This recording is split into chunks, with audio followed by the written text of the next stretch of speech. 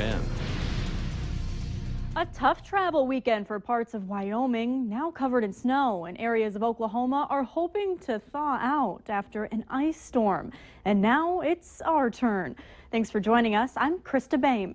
It's been far more quiet here at home, but grab the snow gear because that's about to change. Our Valley News Live storm team is tracking some significant snow for parts of the valley.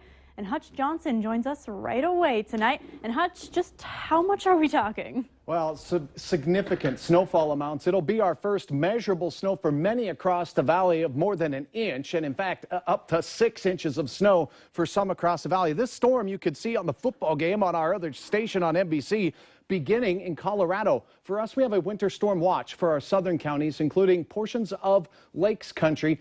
Many will see snow that are not currently under any warning, watch, or advisory. But here is a look at the forecast. The storm moves out into the northern plains late tomorrow. Look at the time. 5 o'clock, things get started in South Dakota and southern Minnesota. The snow pushes up into the Red River Valley, where we could see anywhere from 2 to 6 inches of snow in many spots. It's going to be wet. It's going to be heavy. Here's a look at the latest thinking on the snow. Not everyone will see snow this heavy. As you know, we'll see some bands. So you want to make sure you have that survival kit in your vehicle. You want to make sure you have all the latest with a download of our Valley News Live weather app to keep on top of the storm. And we'll keep you on top of it as well. Again, it gets started late Monday and into Tuesday. All right, thank you, Hutch. And you can stay up to date on the weather conditions as they unfold on your smartphone or tablet. Just download the Storm Team weather app to get the latest weather conditions. You can even follow the radar live. Just search VNL Weather in the App Store. Police are investigating after a man's body was found in an industrial area of West Fargo. The call came in around 4:30 from Ash Transportation Shop for an unresponsive 63-year-old man. Police say a co-worker called in after finding the truck driver inside a shop. Police are not sure of how long he had been there, but they do not believe foul play is a factor, saying he may have died of natural causes. Police are notifying family before releasing his name. A family of 6 managed to escape a fire early this morning in Grafton. The fire department there says they were called in just before 8 this morning to a home on Western Avenue for a fire that started in a clothes dryer.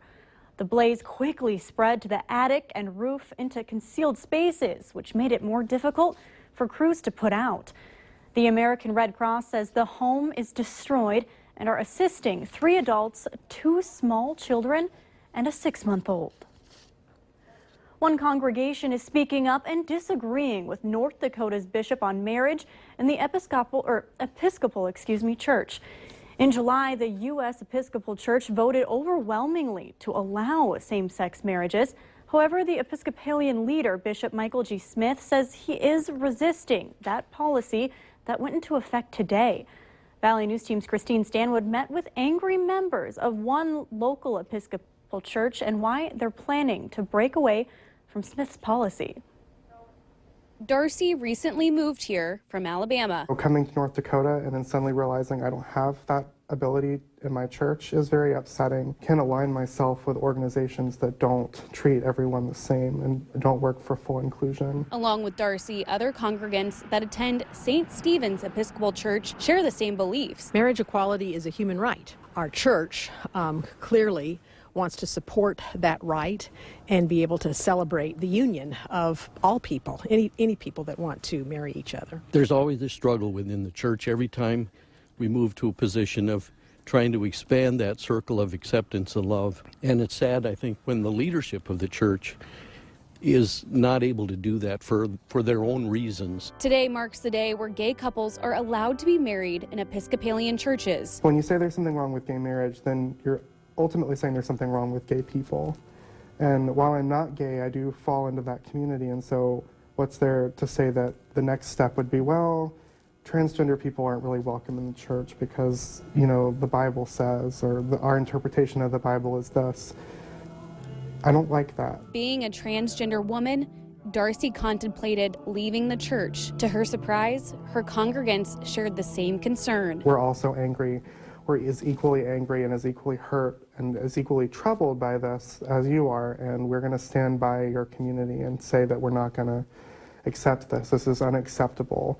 And that really gave me hope, and it told me, I'm in the right church. Darcy plans to stay with the Episcopal Church amidst the bishop's stance. In Fargo, Christine Stanwood, Valley News Live. And we reached out to Bishop Smith for comment, but have not heard back. We also went to Smith's office at Gethsemane Cathedral in South Fargo. A reverend there would not go on camera, but tells us that the Episcopal Church is equally divided.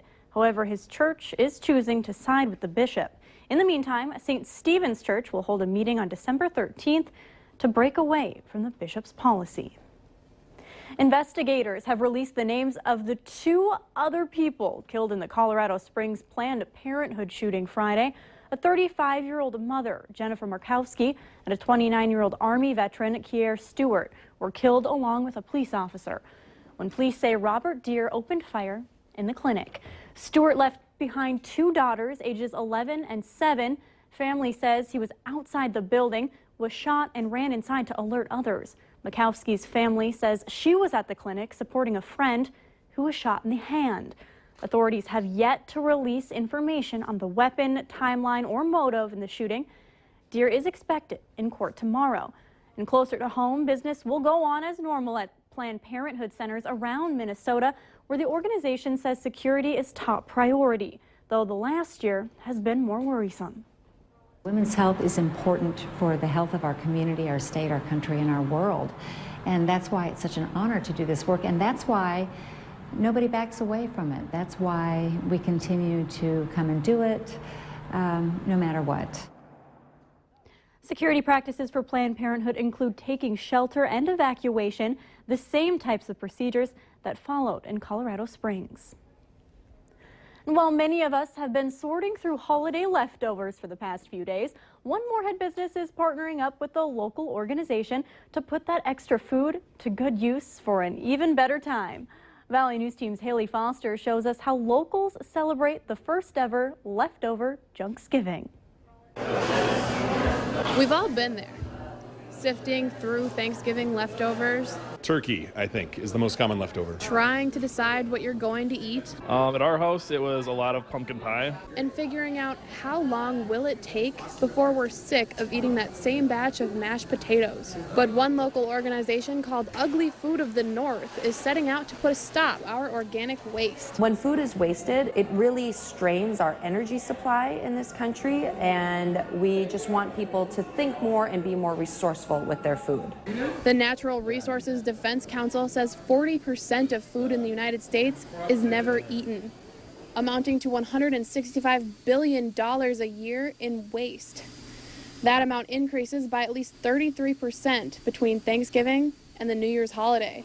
Ugly Food teamed up with Junkyard Brewery to host the first ever leftover Junksgiving. This event just kind of brings awareness to that issue of how much we eat and how much we have leftovers. The concept of recycling is nothing new to the owners of Junkyard, We try not to waste whenever possible here at the brewery. who we're more than happy to host. I think we'd do this again, and then we'd hopefully try to find many other opportunities to do things like this. So what was the star entree of Junksgiving? There were some turkey egg rolls with like a cranberry sweet and sour sauce that was amazing and very inventive. I think it really embraced the theme of leftovers.